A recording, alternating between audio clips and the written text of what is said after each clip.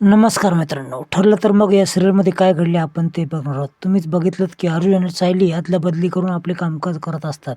त्यावेळेस सगळं फॅमिली सर्व गोष्टींची मजा घेतात आणि खरंच पुरुषाला स्त्रीचं महत्त्व कळालं पाहिजे आणि स्त्रीला देखील पुरुषाचं महत्त्व कळालं पाहिजे यासाठी ते सर्वजण ॲग्री होतात आणि सर्वांना एक सहकार्य करू लागतात. तेवढ्यात कल्पना देखील प्रतापवर चिडते आणि तिथून निघून जाते.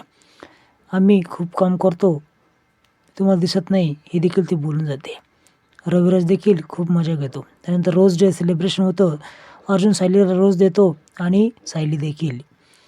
त्याच वेळेस चैतन्य आतमध्ये येतो आणि अर्जुन कुठे दिसत नाही असं म्हणलं. अर्जुन स्वयंपाक करताना दिसतो आणि हे काय चाललं आहे असं तो बोलतो.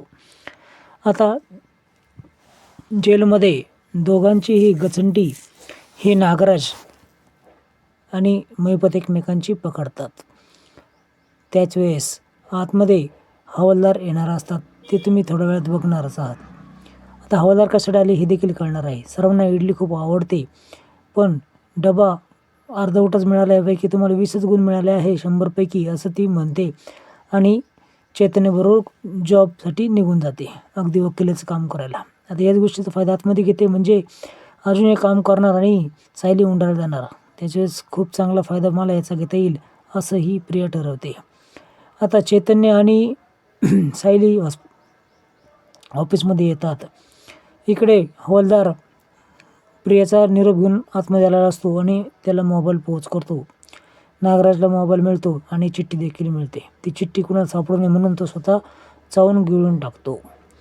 आता तुम्हाला कळणार आहे पुढच्या एपिसोडमध्ये एक क्लायंट खूप महत्त्वाचे असतात अर्जुनची, ते येतात आणि अर्जुन सर कुठं आहे असं विचारतात. त्याच वेळेस इकडं हा कपडा धुत असतो आणि त्याच्याकडून डिटर्जंट लिक्विड खाली सांडतं. आता चैतन्याला विचारून ती सगळ्या प्रश्नाचं उत्तर देत असते. खरं ती देखील अडखळत असते, पण ते तसं दाखवत नाही. म्हणजे ही पण त्याचा कमीपणा घेत नाही आणि तोही त्याचा कमीपणा घेत नसतो. खूप मजेशीर तुम्हाला अख्खा एपिसोड बघायला मिळणार आहे. मित्रांनो, पुढच्या भागामध्ये तुम्हाला बघायला मिळणार आहे की दूधवाला येतो आणि तुम्हाला काही काम जमत नाही असं बोलतो. त्यावेळेस तुम्ही बघून घ्या असं अर्जुन बोलतो. इकडे ह्याला प्रश्न विचारले जातात आणि एक स्केच तयार करण्यात येतं. ते स्केच म्हणजे त्या व्यक्तीचं